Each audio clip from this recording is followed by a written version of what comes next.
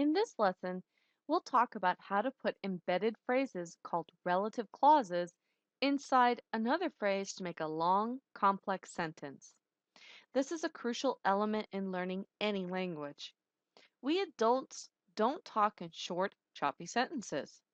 Rather, we tend to add depth and description by adding phrases inside of one another. A relative phrase is a descriptive phrase that is introduced by a relative pronoun. In Spanish, there are quite a few, but we're going to focus only on three today: que, quien, and lo que. First, let's start with que and quien. These two are the most used relative pronouns in the language. You'll notice that they look strikingly similar to the question words que and quien. But don't be fooled. The question words are at the front of the sentence and they have accent marks. This is true of most all relative pronouns. They originally come from question words, but are not at the beginning of the sentence, nor do they carry accent marks. So, when do we use quien and when do we use que? To start off, que, just like English counterpart that, is almost universal. It can be used for people or things. Quien is more restrictive, always referring to a person, or if more than one person, it will be quienes. That makes sense since it comes from the word for who. The only time we have to use quien is when the relative pronoun comes right after a preposition, such as a, de, con, en, or por. So, to say that the people who are interested in Frida Kahlo's art should attend the exhibition, we would say it like this: Las personas a quienes les interesa el arte de Frida Kahlo deben asistir a la exhibición. Why did we use quienes? Well, for one, we used interesar. Remember, it works like gustar. So in this case, it means to be interesting to someone. So that means it takes an indirect object.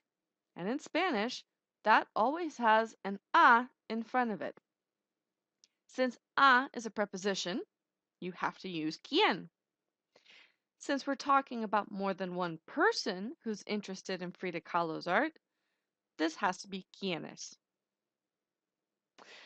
But if there's no preposition involved, and we want to refer back to people, we can use either que or quien.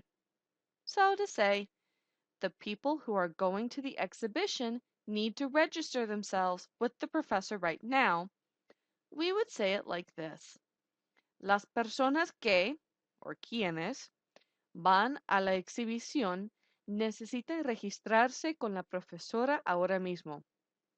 Either relative pronoun works there. Lo que. It means the thing that, or literally it means that which. It almost always is at the front of the sentence, a big distinction between that and que and quien. It also always refers to something in general, something abstract. For example, if we wanted to say, the thing that I love about the Museum of Modern Art is that they have so many exhibitions of paintings, we would say it like this: Lo que me encanta del Museo de Arte Moderno es que tienen tantas exhibiciones de pintura. Why lo que? Well, when you think of the Museum of Modern Art, you aren't thinking of the physical museum, at least not in this sentence. No, what you're thinking of is all the elements that make up the museum, like the modern painting collection, sure, or the photography exhibitions, the sculpture on display, the multimedia examples.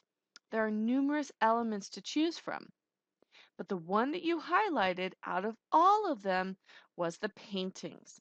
And that's why we used lo que. Out of many, we chose the thing that was most interesting to us. Hopefully now you feel more comfortable to use que, quien, and lo que in your sentences.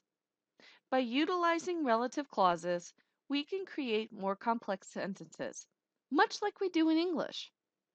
And as we'll see in Chapter 12, these relative clauses will come in very handy in expressing complex desires, wishes, requests, and doubts.